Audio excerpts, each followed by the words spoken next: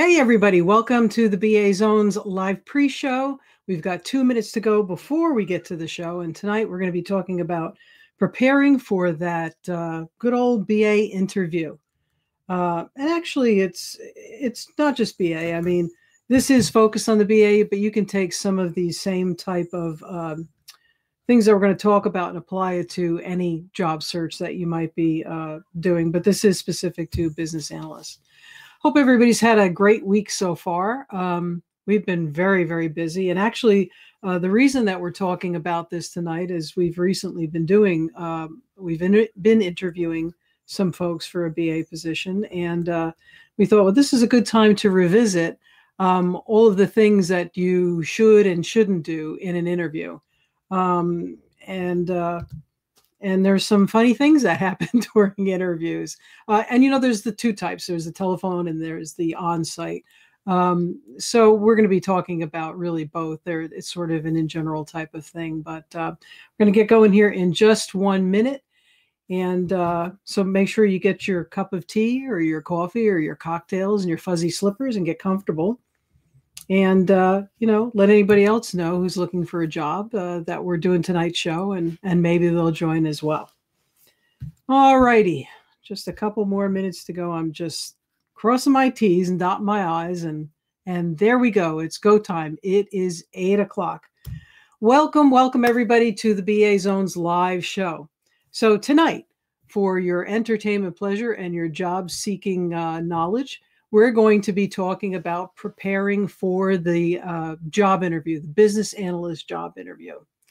And I'm Marianne Morrison, and Kathleen Sinnott is in the production booth, and together we are the BA Zone. As far as preparing for the job interview, it's just not having all the answers correct. It's, what is it they are really looking for and how you can make sure that they get it from you. So as always, if you have any questions or comments during the show, don't be shy. Feel free, jump right in, and remember to tag any friends, family, coworkers, strangers on the train, or that guy that's laying on your couch, anyone who you think might find this content helpful. And while you do that, Kathleen will spin the catchy intro for us. Go ahead, Kathleen.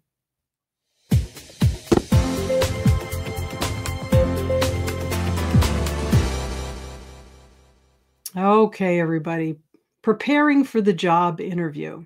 A lot of people go into the interview process like they're taking a test. And sometimes it can feel like you're taking a test, probably because it is, right? But they feel that they have to know all of the definitions and every type of tool that's out there. And that's okay. But the interview process is not just about answering the questions you're given. It's about providing work experience examples to back up the answers to your questions. Examples that showcase your skills, your personality, your resourcefulness, and why they should hire you over anyone else. So that's what we're going to talk about. And overall, an interviewer, and I've interviewed many people, Kathleen and I have both interviewed many business analysts. The interviewer is looking for three things, basically, overall. Do you have the skills, both your core skills and your soft skills? And of these skills, which ones are you most proficient in? The soft skills we're talking about are your communication skills with different levels within the organization. Can we put you in front of a client? Or are you more of an in-house type of business analyst? Do you think and work independently? Do you have great organization skills? Are you self-directed, but team-oriented? Can you build relationships? And the core or the hard skills for the business analyst are your tools and your techniques.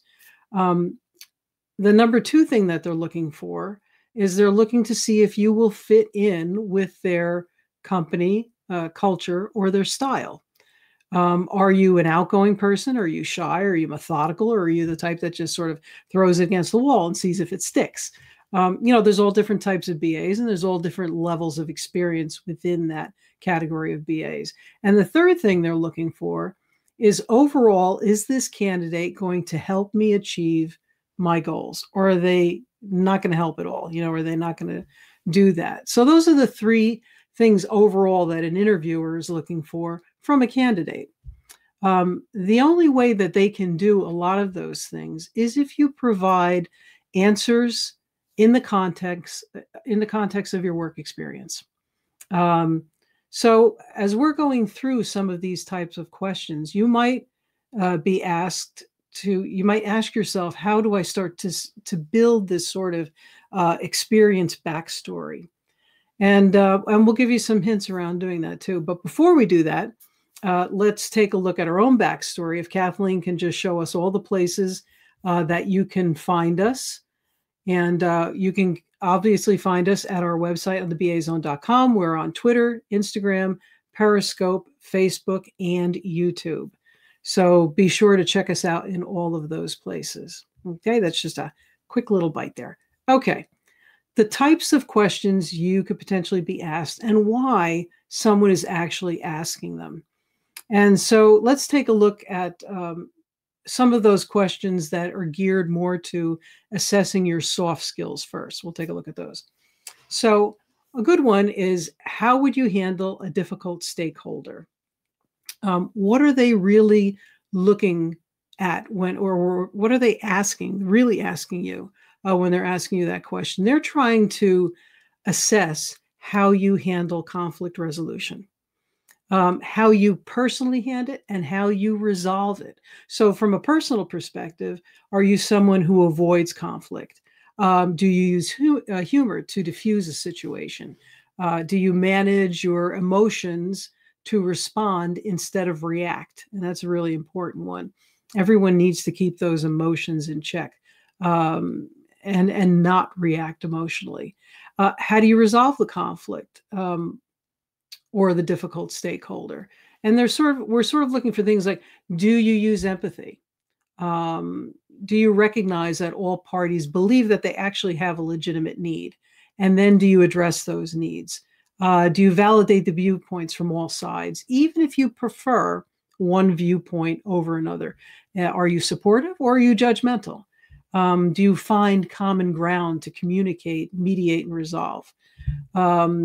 Or do you, as part of that, do you refocus on the needs or the issues of the participants and sort of away from their individual positions on a given subject? So this is sort of where you come to the negotiate and compromise, and can you break down those issues into smaller components to negotiate agreement? So when you're thinking of, how do you handle a difficult stakeholder? These are the type of things you should look back in your history, in your experience for, and try to actually bring up some of those, how you did handle it, how you reacted, how you handled it. We had this particular situation, and this is what I did. And really, a lot of these questions that you're going to get are fairly common. You can go out to the internet and you can see a lot of questions that are fairly redundant. I tend to ask different ones as well, but definitely create experience stories so that you have them, and you can actually demonstrate how you've handled some of these things. And that's what this show is all about. Okay. A second type of question, a soft skill question, is, and you hear it a lot, can you give me an example of a time where you had to persuade someone to take a certain course of action? What are they really looking for is someone who can persuade others to do things that are in their own best interests, which they may not even see themselves. It's that power of persuasion. And you probably have many examples of it and you're not even aware of them. So, for example, have you ever had trouble, and sometimes these are also questions that they might ask you, have you had trouble eliciting information from someone, getting everyone on board with a project or a product or a solution, obtaining sign-offs and approvals? Hey, everybody's had problems with that one.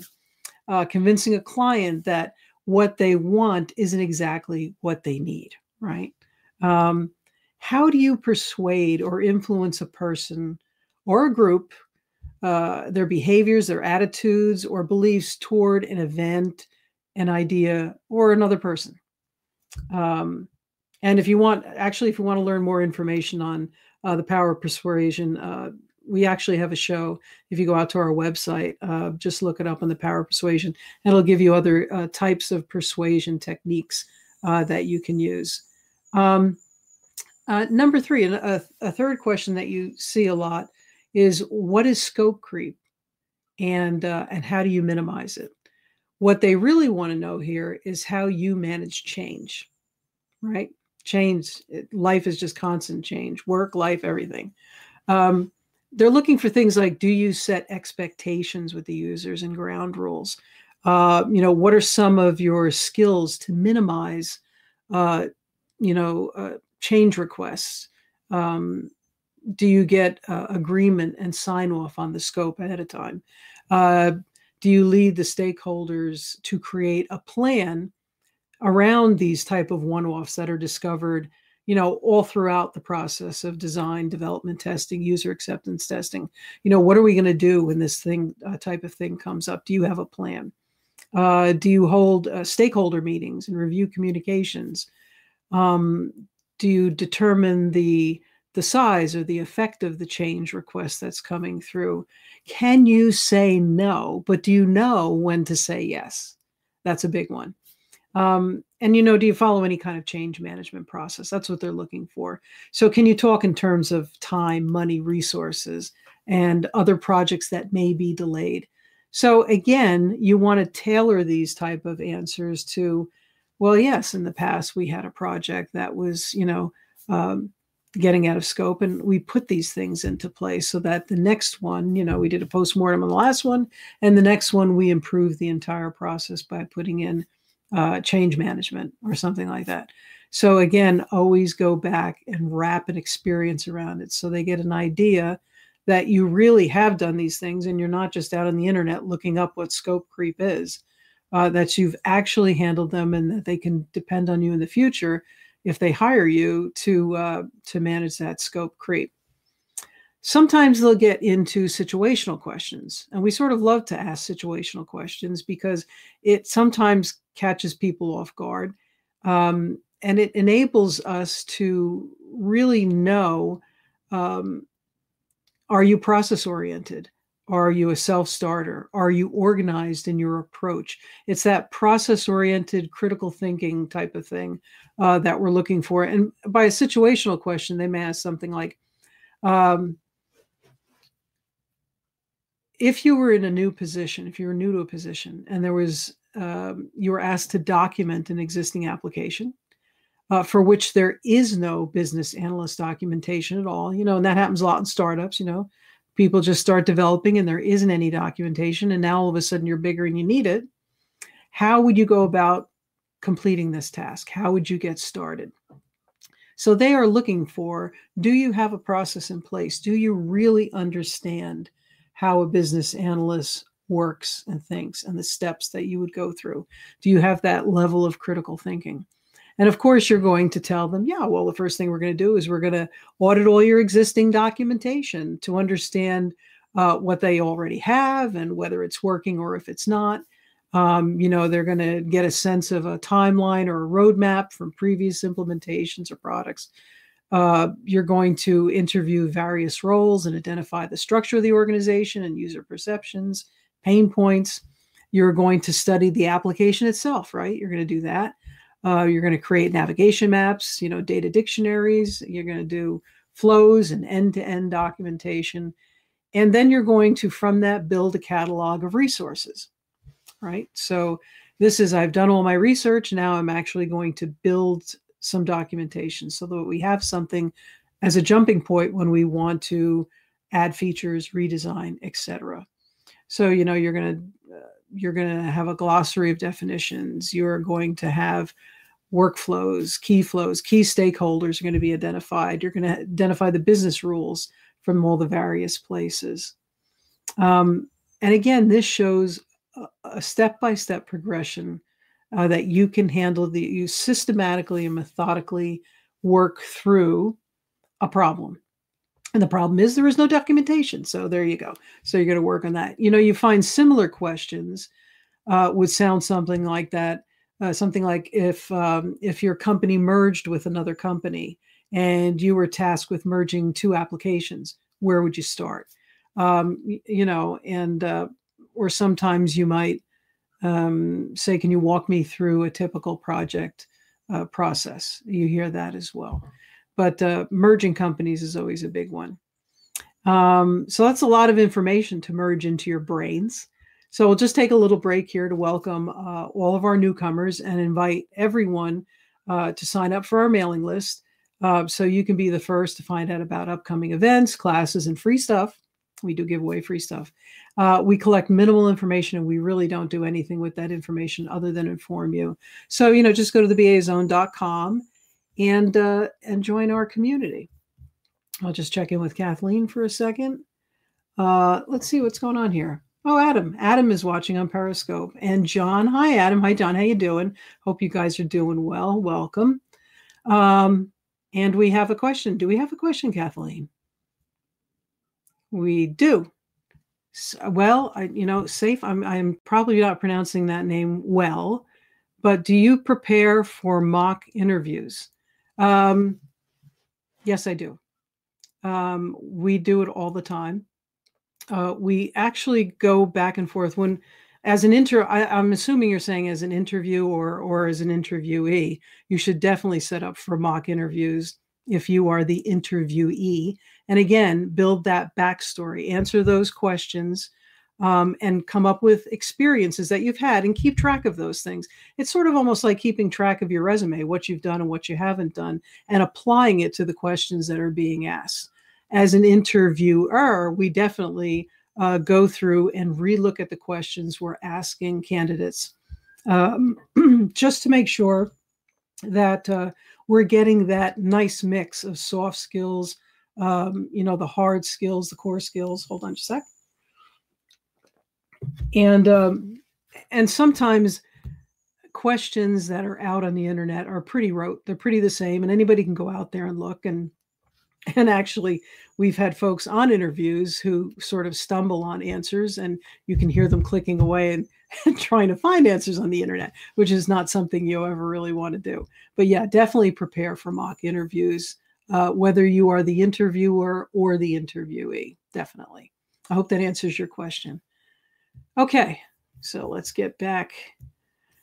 I have to follow my notes because I'm getting older. I don't want to admit it.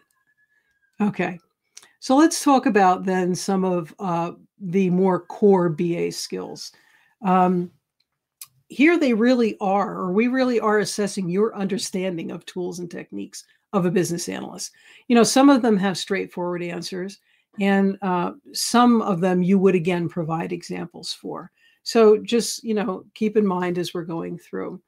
So you may get, and actually we do ask this question a lot, what is the difference between business analysis and business analytics? Because you'd be surprised at how many people actually apply for a business analyst job, and they are really more business analytics. And the business analytics obviously is someone who analyzes data to gain insights into business, and then they produce various reports to support those insights. Do we do business analytics as business analysts? Yeah, sometimes we do, but not at the level typically that business analytics delves into. So, business analysts are more focused around identifying the business needs using various tools and techniques, and then providing potential solutions to those needs. Business analytics are sort of looking, predictive modeling. They're sort of looking at similar information, but they are really two different jobs. And we try to weed out candidates that might be confused by the business analyst with that question. Another question we like to ask is, can you give me a list of elicitation techniques, the top 10, and how you've used them?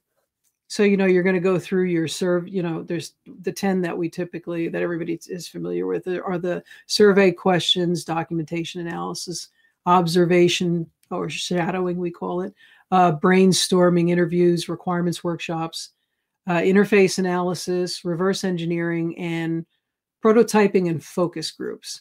So at some point in your career as a BA, you should have used at least one of these, most likely document analysis. But survey questions, observation, if you're actually, which is just the process of watching someone work and recording what they do, or how they've adapted to a system not performing well, to identify issues and observe that. Brainstorming, you get a group of people together and to discuss, solve a problem using different types of techniques. So those are the 10 top elicitation. But again, you want to work into your interview how you've used these and how they've been effective. So again, create a backstory for yourself so you have that on hand when you're asked that question, so that you're just not, spitting out the top 10, which I just did.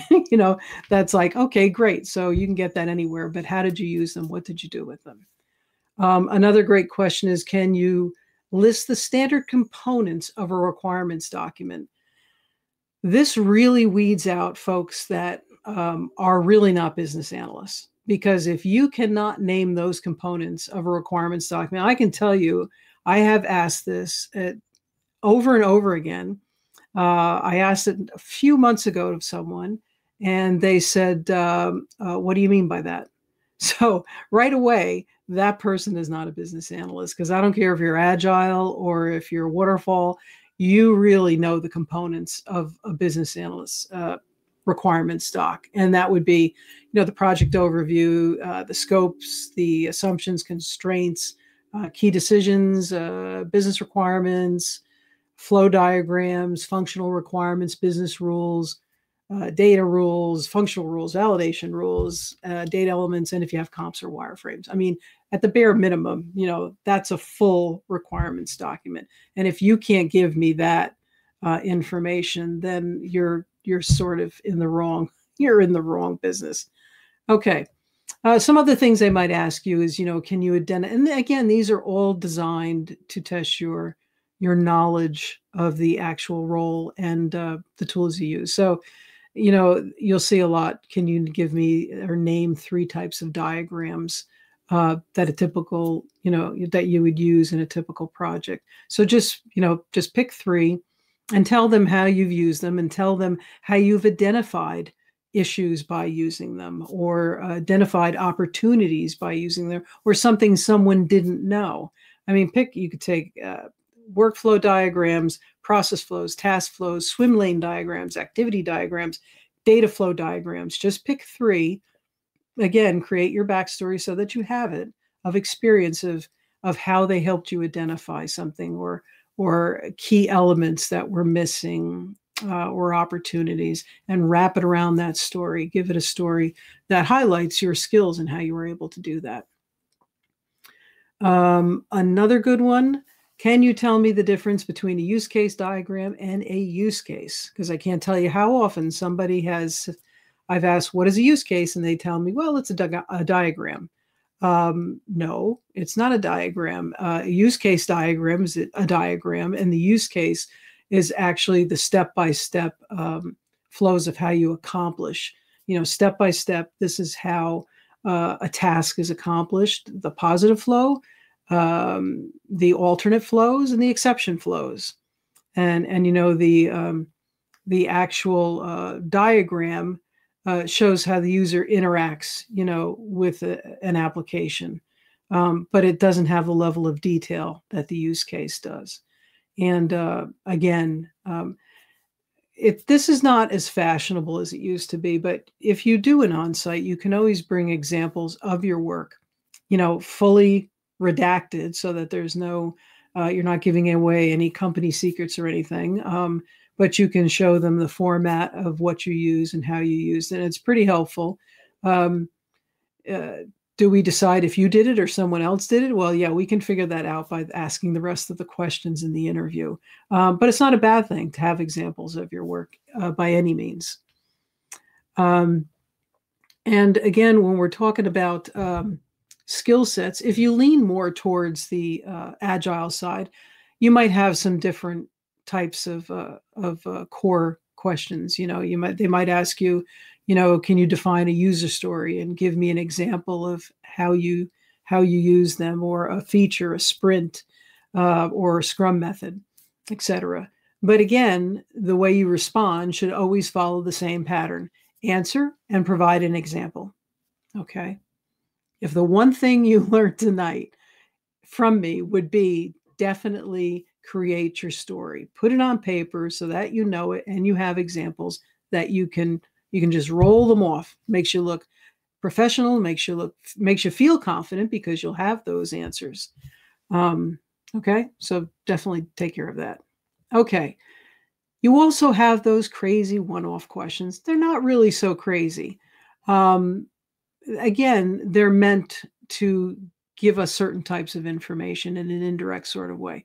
So, what is one positive aspect of a previous job, a technique, a tool, whatever, that you would actually, it was so good, you would implement it in the next job that you went to, if you were to be hired.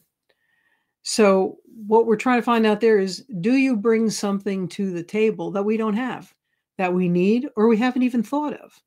So it goes to someone who is thinking all the time on improvement, and helping someone achieve their goals, right? So that might be the difference between hiring you and hiring someone else. So that's for that. What do you see as your key strengths? Again, there are different levels of BAs. There are different types of BAs. And where can I, as an employer, not that I'm employing people, I'm just using it as a little example here. Why would I want to hire you? Where could I use you most effectively? And that's the way I would get some of that information, by you telling me what your key strengths are.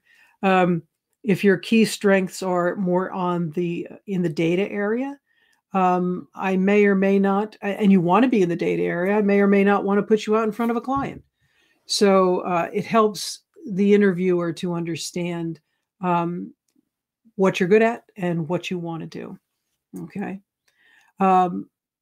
Another one that we like to ask is, why are you looking to leave the current company you're with? Or why have you left that current company? And that tells the interviewer how difficult it may be to manage you. Here we're looking for complainers and blamers, the finger pointers.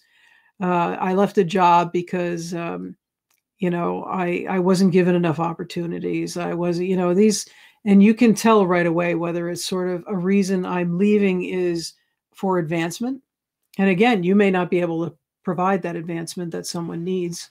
But you're really trying to weed out those people who in the future may not take ownership or responsibility for things they're doing. Those blamers and complainer type folks. But again, it can also help me decide, or help the interviewer decide how much oversight is going to take to manage you. Nobody wants to be a micromanager, especially managers. They do not want to be micromanagers unless they're sort of insecure and inexperienced, or don't trust their staff. So we want to make sure that you're sort of self-sufficient. We're not going to have to manage those type of issues. Okay, so let's just take a little break here. There is one more important question that you should prepare for. But before we get to that, I just want to mention that if you have any ideas for future shows or questions that we can help you with, just go to thebazone.com and drop us a line in the comments form. We're here to help you succeed. I'm just going to check back before we. Okay. We don't have any questions right now. It's just double checking. I'm bouncing back and forth. Okay. So what is that one last question? So turnaround is fair play, right? So when the interviewer says to you, do you have any questions for me? Just because you, the candidate, is now asking the questions doesn't mean that the interview is over. So make sure you ask questions that count, because again, the interviewer is looking for what types of questions you're asking. So make sure that you really understand fully the role and the responsibilities. Will you be working independently or will you be working within a team? Some BAs have never really worked independently. They've only worked with teams, and it may be a little intimidating for them. So you definitely want to know that, right? Will I have access to users directly or clients if you're involved with clients? It makes a big difference in how well you can succeed if you do have access to those users, unless we're talking about the internet and we're talking about creating personas or something like that. But when you're in a company and you have direct users, internal, external, you want to see if you can actually access them, because it will make a difference. And one of the last things you want to ask the company is, right now, what are your greatest pain points or challenges? And how do you see me helping you resolve them?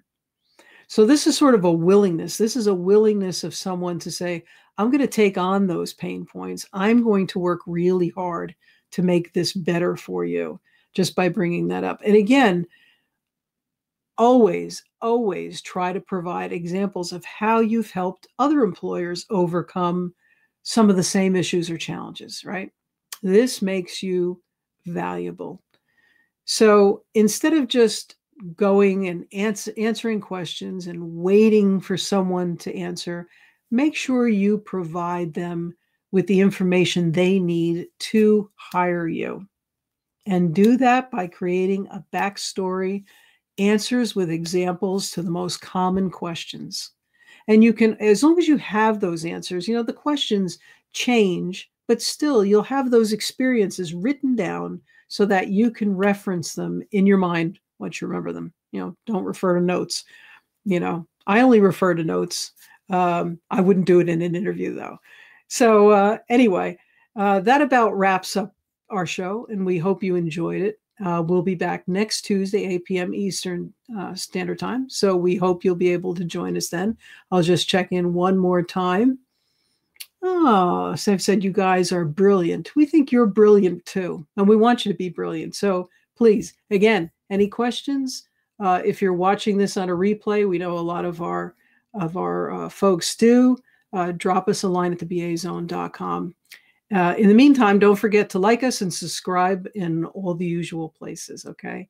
As always, we're here to help you own the zone of business analysis. Thank you for coming by tonight. And good night, everybody. See you next week. Take care.